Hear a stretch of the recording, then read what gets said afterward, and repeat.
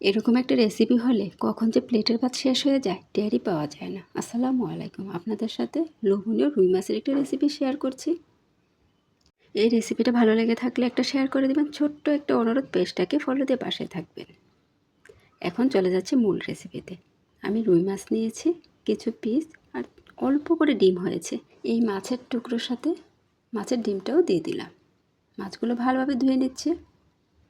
মাছটা মাশাআল্লাহ খুবই টাটকা ছিল। মাছগুলো ভালোভাবে ধোয়া হয়ে গেছে। লবণ হলুদ মাখিয়ে ভেজে নেব। আপনারা চাইলে মরিচের গুঁড়োও দিতে পারেন। আমি মাছ ভাজার সময় মরিচের গুঁড়োটা বেশি একটু ব্যবহার করি না। ভালোভাবে হলুদগুলো মাখিয়ে নেব। এদিক দিয়ে একটা কড়াই বসিয়ে দিয়েছি, পরিমাণ মতো তেলও দিয়েছি। কড়াইতে যেন মাছ লেগে না যায় সামান্য একটু হলুদ দিয়েছি, এটা একটা টিপস। এক পিঠ হয়ে আসলে মাছগুলোকে উল্টিয়ে দিব। আমি কড়া করে ভেজে নিব। আপনাদের পছন্দ অনুযায়ী মাছগুলো ভেজে নিতে পারেন, এমনকি কষিয়েও রান্না করতে পারেন। মাছগুলো ভাজা হয়ে গেছে। এই মাছের জন্য নিয়েছি পেঁয়াজ আর পেঁয়াজ কলি। এই মাছের তেলেই এই কড়াইতে দিয়েছি, প্রয়োজন হলে তেল দিবেন, না হয় মাছের তেলটাই যথেষ্ট। একটু নরম হয়ে আসলে রসুন বাটা, স্বাদমতো লবণ, হলুদের গুঁড়া, মরিচের গুঁড়া, মরিচটা আপনারা কম বেশি ব্যবহার করতে পারেন, আর জিরার গুঁড়া। একটু পানিতে মশলাটা ভালোভাবে কষিয়ে নিব। তারপর টমেটো অ্যাড করে দিলাম, আরও কিছুক্ষণ কষিয়ে নিব।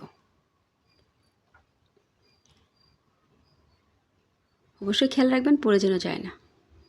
যে কোনো রেসিপি পুড়ে গেলে স্বাদটা একদমই নষ্ট হয়ে যায়। এখন পরিমাণ মতো ঝোল দিয়ে দিব। এই রেসিপিটা ঝোলের রেসিপি, ঝোল থাকবে।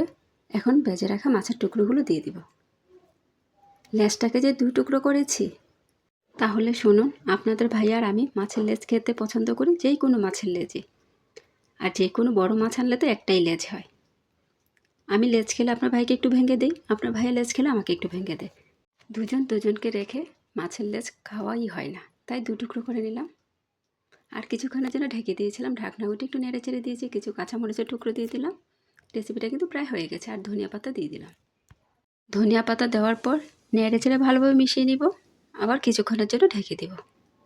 কয়েকদিন পর থেকেই শুরু হবে শীতকালীন সবজিতে বিভিন্ন রকমের রেসিপি। আর শীতকাল আমার খুবই ভালো লাগে, আর মজার মজার সবজি পাওয়া যায়। সবজি আমার ভীষণ প্রিয়। রেসিপিটা কেমন হয়েছে অবশ্যই কমেন্টস করে জানাবেন। আর এই ধরনের রেসিপি হলে গরম গরম ভাতের সাথে আর কিছুই লাগে না, এতটাই মজার। ঝোল দিয়ে ভাত খাওয়া শেষ হয়ে যায়। এখন পরিবেশন করে নেব। এতক্ষণ ভিডিওটা দেখার জন্য অসংখ্য ধন্যবাদ। আবারও চলে আসবো নতুন এক ভিডিও নিয়ে আপনাদের মাঝে। আমার জন্য বেশি বেশি দোয়া করবেন। সবার জন্য দোয়া শুভকামনা রইল। আল্লাহ হাফেজ। আসসালামু আলাইকুম।